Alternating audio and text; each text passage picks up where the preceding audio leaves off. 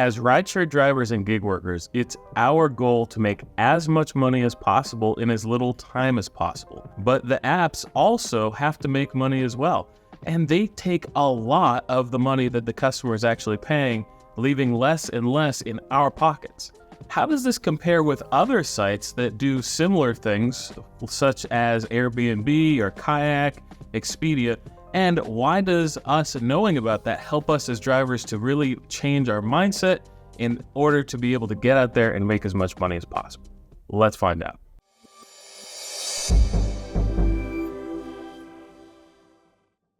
Hi, I'm Tyler from the RideShare Guy. On today's episode, we're going to be taking a look at these other sites that have nothing to do really with gig work. We've talked about a few of them in the past, such as Airbnb. Elijah has given us videos and things like that in the past about that and how much money they take and how that compares to us as rideshare drivers or gig workers. So the amount that Airbnb or VRBO or things like that take is ranging from 10 to 15% of the total amount. And when you think about that, that's a lot of money that they're getting simply for hosting a website, essentially. And they have customer support and insurance, and they have a lot of overhead. But ultimately, they are simply holding on to a website, and the actual owners of those apartments or houses are the ones that are taking on a lot of the liability. They're the ones that have to own a property that's worth several $100,000 or into the millions of dollars. Again, the sites such as Airbnb or VRBO, they are essentially hosting a website. Again, there's a lot more to it, and I'm oversimplifying it, but in the scheme of things, you could look at it as they are just hosting a website to put customer and homeowner together for that amount. Is that worth 10 to 15%? In my opinion, absolutely, because if that person was to try to rent it as a vacation rental, the amount of money they'd have to put in advertising, the amount of time it would take to try to get someone lined up, the payments, the checks, and all that would take a lot of time. And those services such as Airbnb or VRBO take care of a lot of that for them. So they don't have to worry about marketing or things like that. Now, there is things they need to do, but a lot of that part of it is also taken care of for them. And if you think of it as a business owner, such as a referral program or affiliate, I know that a lot of affiliates pay out 50%. So if you had an affiliate program for something, you can actually sign up to be an affiliate and you get a portion of the sale if you bring that sale in. So the same is true with Airbnb, VRBO. When we think of other sites like Kayak or Expedia, which help with traveling, they take a percentage as well. It also helps people to save money. So again, it's really a symbiotic relationship and one where it helps both parties. Now, applying that to rideshare driving, do we get to see how much that the rides cost and what our percentage is? Well, yes, if you go into the app and you can dig in and find out how much the passenger paid or the delivery paid for it and see exactly, if you do the math, the percentage on what they do. Now, I can tell you on some of my deliveries, Uber is making more money off of it than I'm making, but does that really matter from a driver's perspective? I really don't think so. And here's why. Because when the ride comes up or the delivery comes up, I can see exactly how much money that I'm going to be getting. Sometimes it'll go up, sometimes it'll go down, but for the most part, it's just about right on what it's going to be. I also get to see the distance, I get to see the restaurant, I see all of this information that I take and use to decide if I want to accept that ride or not. Then, with that information, knowing how much money I'm going to make and how much work is going to be involved, I then accept that ride or that delivery and do it. I am happy with the amount of money that I've made. Does it matter to me now how much Uber is making on top of it? For me, the answer is no. It doesn't matter to me how much Uber makes.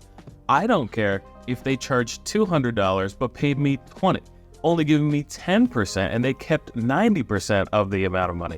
Why? Because I'm happy with that $20, knowing, especially if it's a 4-mile delivery and I just had to take it and drop it off, I'd make over $20 an hour while doing delivery. So for me, I don't care if Uber charges them. If the customer is willing to pay that, that's on them. And I wouldn't be able to do this without the service that Uber Eats or Doordash or Grubhub offers in getting the customers. I don't have to pay for marketing. I don't have to sign up for a shift. I'm able to go out and make money whenever I want. Another reason why I don't really look at or care about the percentage that Uber Eats or DoorDash or any of them are taking is because I need those companies to continue to succeed. I need those companies to continue to grow and to make money so that I can still go out and make money that I'm going to make. Am I going to make as much as I did during the pandemic when I was making a ton of money because there was very few drivers and a lot of deliveries? Of course not. Am I going to make as much as I did last year? Probably not. Am I going to make more this week than last week? Who knows?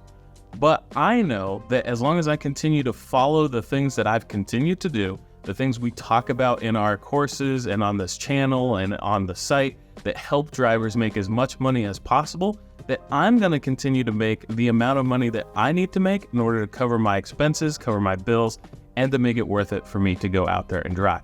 So again, I need these companies to continue to grow, and for them to grow and even to just maintain what they're doing, they need to make money. So if they take 50% of what the customer takes, as long as I know that I'm making enough to cover my bills, then I don't care.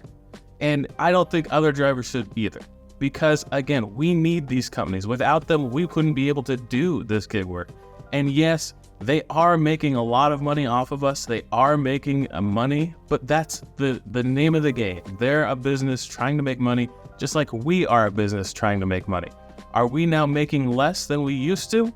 Maybe, but could we change our tactics so that we're multi-apping, so that we're using new things, that we're following promotions when they're available, that we're doing all of the strategies to make as much money as possible? Because as long as we make money and go out there and drive, these companies are going to continue to make money. Now, that is the ultimate goal for all of us.